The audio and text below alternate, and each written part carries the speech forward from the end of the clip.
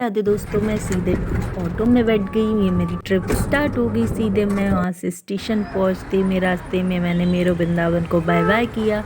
यहाँ पे मैं रेलवे स्टेशन में पहुँच गई हूँ और उसके बाद मैं ट्रेन का वेट कर रही हूँ। इतने में ट्रेन आते ही मैं ट्रेन में बैठ गई। ट्रेन में बैठते ही साथ मैंने किया ब्रेकफास्ट। थोड़ी बहुत शूट करके मैं सीधे गई मॉल। ग्वालियर उतरती मैं मॉल गई। मॉल में जाके मैंने कुल्फ़ी खाई, चाइनीज़ खाया। उसके बाद मैंने थोड़ी बहुत शॉपिंग करी। उसके बाद मैं सीधे गई मूवी देखने। मूवी में मैंने आज़ाद देखा। देखिए कैसा है टॉकीज यहाँ का। मूवी में मैंने आज़ाद देखा। आज़ाद एंजॉय करते हुए मैंने मूवी अब ख़त्म होते ही मैं सीधे निकली मॉल से सीधा निकल के मैं पहुँच गई स्टेशन। Almost done. मेरी ट्रेन ऑन टाइम थी। मैंने लगेज रूम से लगेज लिया। ट्रेन में बैठती ही मैंने डिनर किया। डिनर करने के बाद मैं सो गई। मॉर्निंग में उज्जैन उतरती सीधे वहाँ से ऑटो हायर करके सीधे महाकाल जी के टेम्पल के पास मेरा होटल था। वहीं पे स्टे था मेरा। वहाँ पहुँच के मैंने होटल में स्टे किया। उसके बाद थोड़ा सा रेस्ट करके फिर मैं सुबह महाकाल जी के दर्शन करने गई। महाकाल जी के दर्शन करने के लिए मैंने शीघ्र दर्शन की टिकट ली। शीघ्र दर्शन की टिकट की 50 रुपीज़ की चार्जेस होती है। उसके बाद उसको लेके मैं शीघ्र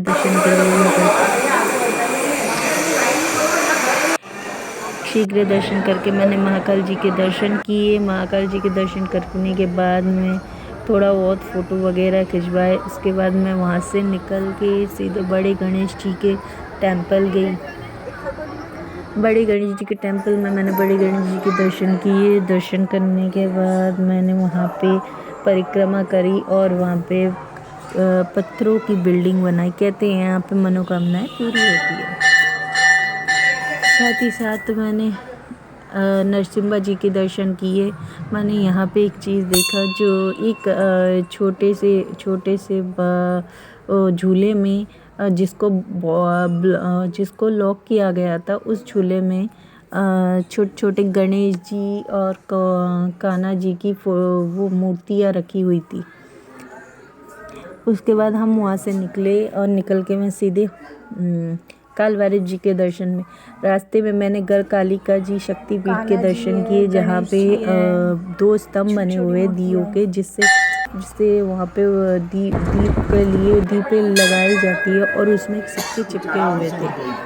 फिर मैंने वहाँ पे पिया जूस और वहाँ पे देखा मैंने लंगूर के इसके साथ जूस को एंजॉय करते हुए हम सीधे निकल पाए रास्ते से काल भैरव जी के टेम्पल। काल भैरव जी पहुँचते मैं ये देखा कि वहाँ पे एक लीगल ठेका जो कि वहाँ पे क्या बोलते हैं महाकाल जी के सेनापति जी को दारू चढ़ाई जाती है। हमने वहाँ पे प्रसाद लिया। प्रसाद लेते साथ वहाँ पे एक दारू की बोतल लेके हम लग पड़े लाइन में। वहाँ पर कोई वीआईपी की एंट्री की कोई टिकट नहीं थी, इसलिए हम सिंपली एक लाइन पे लग पड़े। उसके बाद धूप में खड़े होके वेट करते हुए जैसे तैसे हम मंदिर के गेट पे पहुँचे और उसके बाद मैंने महाकाल जी के सेनापति के दर्शन किए। श्री काल भैरव जी के दर्शन किए। दर्शन करने के उस दारू को चढ़ाया जाएगा, उनको पिलाया जाएगा, बट ऐसा नहीं था। एक बाउल में उसको रख दिया गया और हमें उसको वापस कर दिया गया। थोड़ा सा डाल के उसको वापस कर फिर मैंने सोचा कि इसका क्या करूँ। तो मैंने थोड़ा सा उसको एक बूंद लिया और उसको प्रसाद की तरह चखा। उसके बाद मैंने उसको एक अंकल को दे दिया।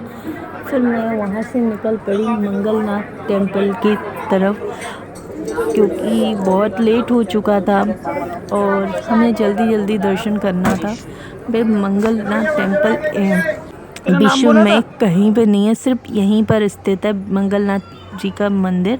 हम उस मंदिर में गए और वहाँ पे पहले लिए पूजा की सामग्री।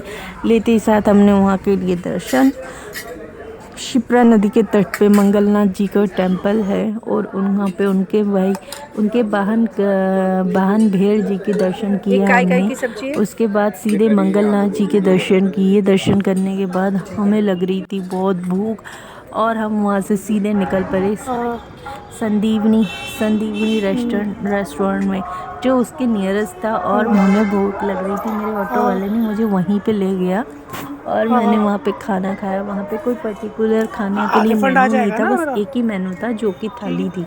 थाली में थे वाफले, इस थाली में थी वाफले और दाल, कढ़ी और बंद गोभी की सब्जी और मटर पनीर और सूजी के लड्डू, पापड़, ग्रीन सैलड में ऑनियन चटनी और लहसुन की चटनी और इतना कुछ था और छाछ, साथ में छाछ। अब इन सबको एंजॉय करने के बाद, इस मील को एंजॉय करने के बाद और देसी घी के बाफले खाने के बाद सीधे हम निकले वहाँ से